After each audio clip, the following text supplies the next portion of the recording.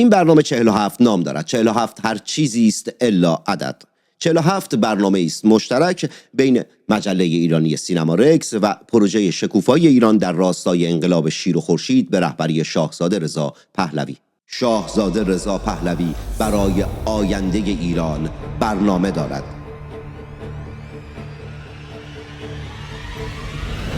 بازگشت ایران به ریل تمدن و پیشرفت بعد از پیروزی انقلاب شیر و خورشید در پروژه شکوفایی ایران با مدیریت سعید قاسمی نژاد. نام این برنامه پروژه است برای شکوفایی ایران. معرفی و تحلیل، گفتگو با نویسندگان و پژوهشگران این پروژه ملی و شنیدن اظهار نظر کارآفرینان جهانی محوریت این برنامه تخصصی در مجله ایرانی سینما رکس است. ایران فقط با خواستن شکوفا نمی شود، با توانستن است و ما ملتی توانا هستیم و من همچنان که نه همیشه برای شما محمد تنگستانی هم.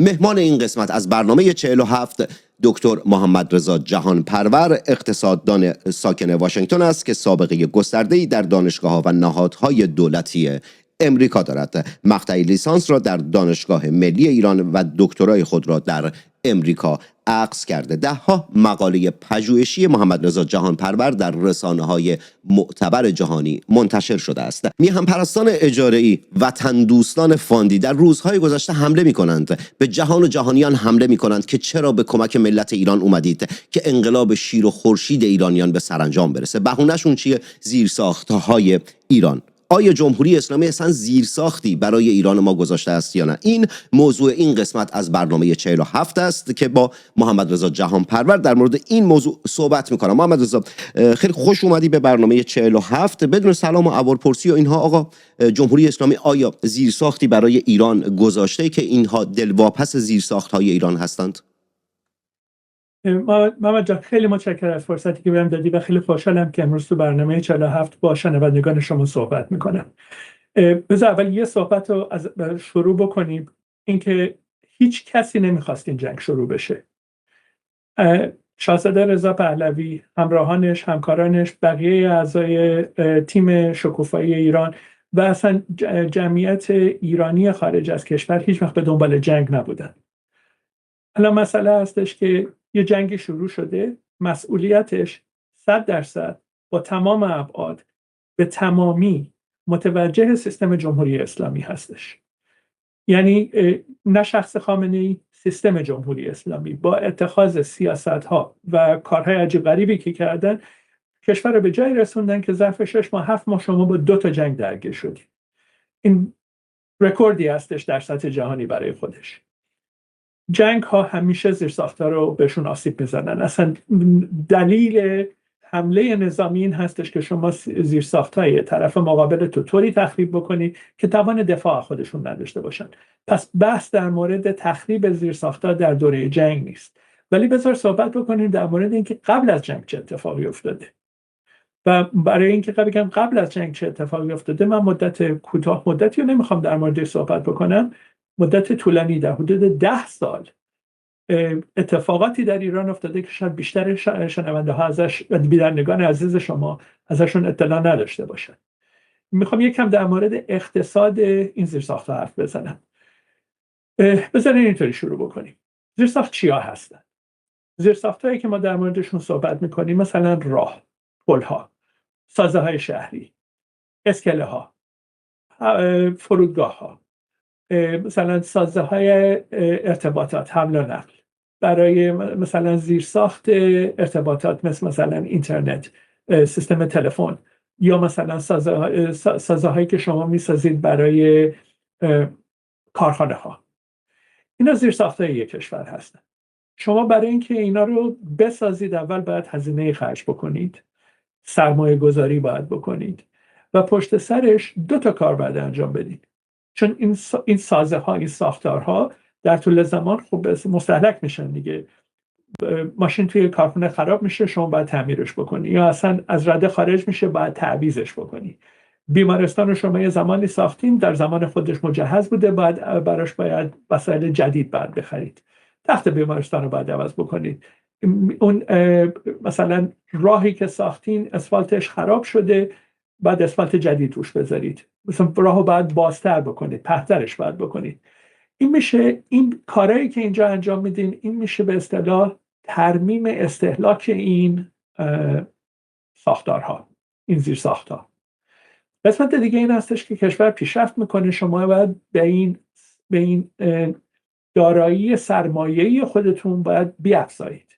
یعنی کنار از اون چیزی که برای اون نگه داشتن ظرفیت جاریتون دارین هزینه میکنید، باید هزینه بکنید که به این ظرفیت بیافزایید، اضافه هم بکنید. این اون جایی هستش که بهش میگن این میشه سرمایه گذاری جدید. در نتیجه سرمایه گذاری که شما سالانه در سطح کشور انجام میدید دو تا مصرف داره. قسمت اولش این هستش که به اون داشته های سرمایه شما به اصطلاح مجموع سرمایه کشور اضافه میکنید، میشه سرمایه گذاری تازه. یه قسمت دیگرش هستش که این استهلاک این سرمایه ها رو این چیز داشته های سرمایه مجموع سرمایه کشورتون رو بهش میپردازید و اینو مثلا حلش میکنید. پس توجه داشته باشین که شما دو تا مصرف برای سرمایه گذاری سالانتون دارید.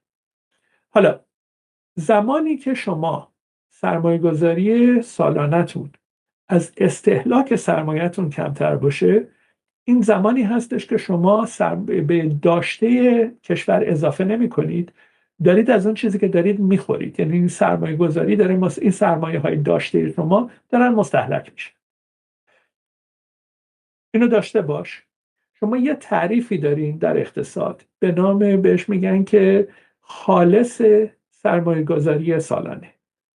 یعنی زمانی که سرمایه گذاریتون رو استهلاک رو ازش کم میکنید، اون چیزی هستش که به دارایی های شما افزوده میشه. خالص سرمایه گذاری سالانه برای بیشتر کشورها و برای که به خصوص کشورهایی مثل ایران که در حال رشد هستن، یعنی باید به اون مرز نوآوری و رشد اقتصادی برسن، این عدد باید مثبت باشه. یعنی شما سالانه باید بیشتر بیافزایید به اون چیزی که دارید و باید استهلاک رو برطرف بکنید، هم سرمایه جدید بسازید. من یه عددی رو برای شما میگم برای اینکه متوجه بشین وضعیت چی هستش. این به اصطلاح انباشت خالص سرمایه در 10 سال گذشته، یعنی از سال 2016 زمان برجام حکومت آقای روحانی تا امروز منفی بوده. اجازه بدید، یعنی سالانه نه تنها استهلاکتون رو پر نکردین، سرمایه گذاری جدیدتون به اندازه‌ای نبوده که استهلاک رو پر بکنه، از داشته های سرمایه‌ای کشور کم شده. نه 1 سال، نه 2 سال، نه 3 سال، 10 سال، 10 دهه مداوم. این بحث در مورد فقط سرمایه فیزیکی هست. یعنی وقتی که شما از زیرساخت‌ها دارین صحبت میکنید، زیرساخت‌های ایران نه تنها فرسوده شدن، آمارهای خود جمهوری اسلامی نشون میدن که 10 سال مداومه که این اندازه سرمایه گذاری حتی استهلاک سرمایه ایران رو پر نکرده. بعد دیگه سرمایه برای هر کشوری مهمترین بخشش سرمایه انسانی هستش. شما بهتر از من میدونید، توی اروپا هستید، این سیل کسانی که از ایران خارج شدن در سالهای اخیر در تمام سطوح، از کارگر ساده تا دانشمند و استاد دانشگاه، شما اینو دیدید. کسی نیستش که بیاد بیرون رو به فکر این باشه که برگرده در حال حاضر. این هم سرمایه انسانی هستش که در حال استهلاک هست. این رو شما به عینه تمام دوستان، تمام شنوندگان این قسمت رو حداقل به خوبی دیدن. مسئله این بودش که اون قسمت اول، اون مسئله استهلاک سرمایه فیزیکی هم من بهش اضافه بکنم. زمانی که در مورد از دست رفتن زیرساخت‌ها صحبت میکنیم، بعد اجازه بدیم به قول شما این میهن پرستان اجاره‌ای 10 سال اخیر رو کجا بودن؟ کدومشون برگشتن به شما گفتن که چرا کشوری که در حال جنگ نیستش، به اصطلاح حتی دوره روحانی برجام رو امضا کرده بودن و قرار بود وضع اقتصادی بهتر بشه. بعد از کنار رفتن ترامپ دوره بایدن وضع یعنی تحریم ها اینا اعمال نشد. چرا این نرخ خالص تشکیل سرمایه تمام این سالها منفی بوده؟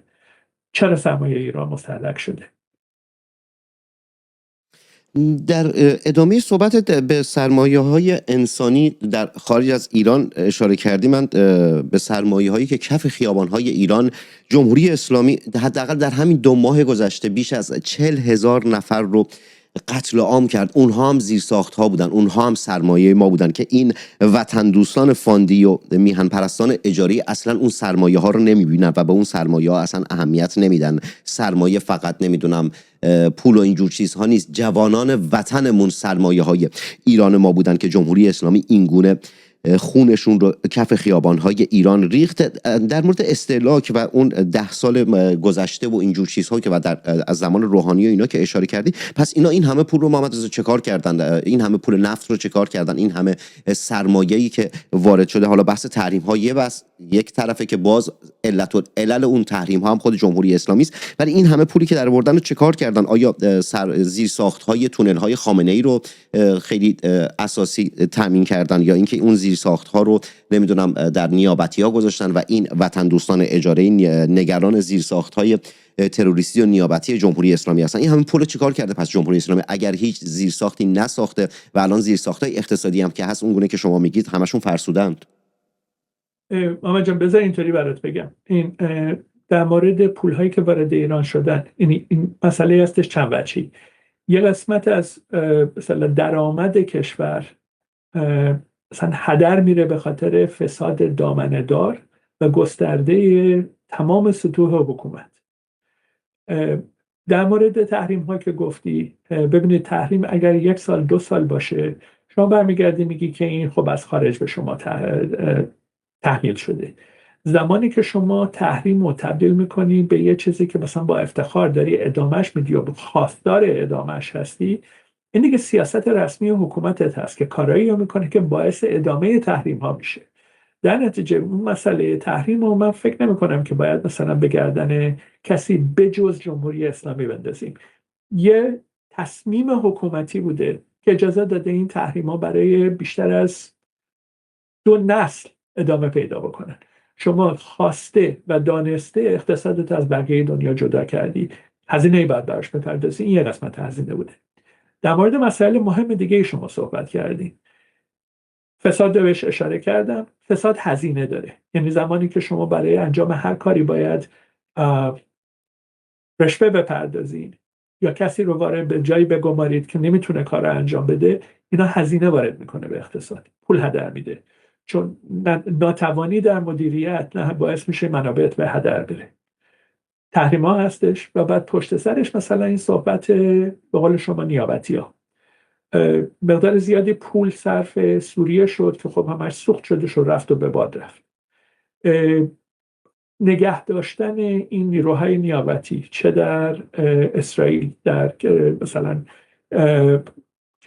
کرانه باختری رود اردن، یا در نوار غزه، یا در جنوب لبنان، یا در عراق، یا در افغانستان، یا گروه‌های نیابتی در سوریه، پول‌هایی که خرج شده در آفریقا، پول‌هایی که خرج شده در اروپا، پول‌هایی که داره خرج میشه در آمریکای لاتین، اینا خب همش خرجه و مسئله این هستش که اینا هزینه دارن. یه مقدار زیادی از درآمد کشور صرف به اصطلاح فعالیت‌های تبلیغاتی و ایدئولوژیک جمهوری اسلامی شده. شما سازمان‌های عریض و طویلی رو دارین که پول خرج میکنن برای اینکه ایدئولوژی شیعه رو بازسازی بکنن و پخشش بکنن در سرتاسر دنیا. چقدر موفق هستن مطمئن نیستم، ولی به هر حال پول داره اونجا خرج میشه. و یه مقدار زیادی هم این هستش که ما بدون اینکه کسی ابعادش رو بدونه، خب جمهوری اسلامی برنامه بزرگ نظامی داشت و برنامه به اصطلاح سلاح‌های اتمیش که از دید بقیه دنیا پنهان نبود، ولی مردم ایران در موردش زیاد نمیدونستن. الان دارید میشنوید که مثلا چه میدونم مثلا تونل هایی که زیر خونه خامنه ای بوده، در مورد ابعاد مثلا شهرک‌های موشکی که مثلا ساختن که اتفاقا خاصیت آنچنانی هم نداشتن، در مورد خرج‌های نظامی که نهایتا نتیجه نداشتن. مثلا حساب بکنید یکی از دوستان اشاره کرده بودش که مثلا این نیروی دریایی مثلا پهپادبر ایران اولا نتونست کاری انجام بده جلوی نیروی دریایی آمریکا. یعنی جدا از این مسئله که نیروی دریایی ایران هیچ وقت نباید درگیر میشد با بزرگترین نیروی دریایی دنیا، اون اصطلاح تفکر سازماندهی و نقشه ریزی، برنامه ریزی نظامی ایران هم خب تا الان خیلی موفق نبوده. در همه رو بذارید کنار هم، شما متوجه میشین که بله این پول‌ها خرج شدن ولی بازدهی نداشتن. در نتیجه جاده هاتون خطرناکن، بیمارستان‌های شما به اندازه کافی تجهیزات ندارن، کشوری که 2 بار درگیر جنگ شده توی 6 ماه پناهگاه نداره برای مردمش، وضعیت کشاورزیتون اسفناک هستش، تولید صنعتی وضعش خوب نیست و فرصت‌های بسیاری از دست دادید. ببخشید که زیاد حرف زدم. نه خواهش می‌کنم. یک سوال دیگه ازتون دارم در این مورد، در مورد پول‌هایی که جمهوری اسلامی داخل افریقا و ونزوئلا و که امریکای لاتین و اینها خزینه کرده و یا اونجا اومده نمیدونم سرمایه‌گذاری کرده، اونجا خوابونده و اینا. در برنامه بعدی که در مورد بحث اقتصادی در پروژه شکوفایی است اونجا مفصل در مورد این قضیه باهاتون صحبت خواهم کرد. اما در مورد بحث زیرساخت‌ها سال پایانی که در این برنامه نخست ازتون دارم اینه که آیا جمهوری اسلامی کاری کرده که مثلا حالا اگر کسی ازشون باقی موند، اگر فرزندان موسی گذاشتن کسی ازشون باقی بمونه، اگر ملت ایران این امکان و فرصت رو دادن که اینها کسانی که دستشون به خون ملت آغشته است، کسانی که در این 47 سال جنایت کردن باقی بمونن، که بعدها در آینده حالا هر جا که بودند بخوان مدعی بشن که آره ما زیر ساختی رو داشتیم و ما فلان کردیم و ما ال کردیم و اینها. آیا اصلا قابل مقایسه نیست؟ این مثالی دارم میزنم ولی خب مجبورم به خاطر اینکه 2 حکومت پشت سر هم دیگر بودند. وقتی که ما در مورد زیر ساخت‌ها در حکومت خاندان ایرانساز پهلوی صحبت میکنیم، بعد از این همه سال میتونیم بگیم که آقا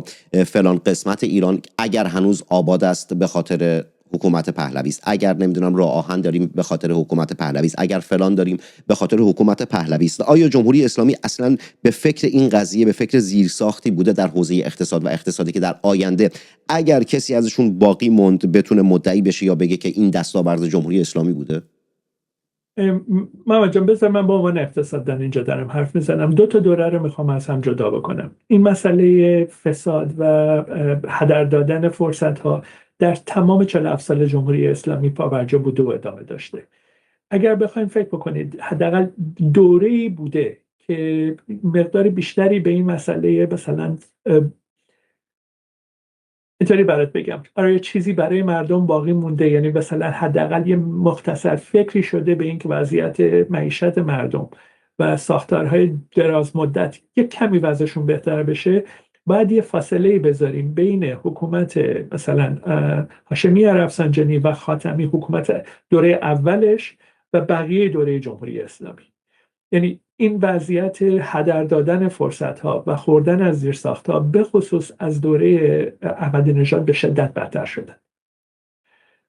یعنی اگر به نسبت وضعیت دوره خاتمی و هاشمی رفسنجانی بهتر از دوره احمدی نژاد، روحانی، آیت الله خرسیان و چیز بودش و اصطلاح این پوزیده بود. بله. یعنی اونطور اگر بخوایم حساب بکنیم بله در یه دوره به نسبت بهتر بودن، ولی مجموع ساختار همواره به طرف پیشبرد ایدئولوژی آخرالزمانی شیعه به زیان اداره معقول و منطقی کشور ایران بر اساس استانداردهای قابل قبول جهانی بوده. یه سوالی که مثلا به وجود اومد چون این مقایسه رو کردید، عملاً چون الان به هر حال برابند هاشمی رفسنجانی و خاتمی و اصلاح طلبها الان میان از این صحبت شما با توجه به جایگاه و موقعیتی که دارید بدون تردید سوء استفاده خواهند کرد که میگن آره جهان پرور اومده این صحبت کرده. این مثالی که زدید در مقایسه با پادشاهی پهلوی که نبود در خود نه این تنها در محل مقایسه با این 3 تا رئیس جمهور آخر ایران هست، 4 تا رئیس جمهور آخر، در مقایسه با احمدی نژاد، در مقایسه با روحانی، رئیسی و پزشکیان. دوره به اصطلاح اون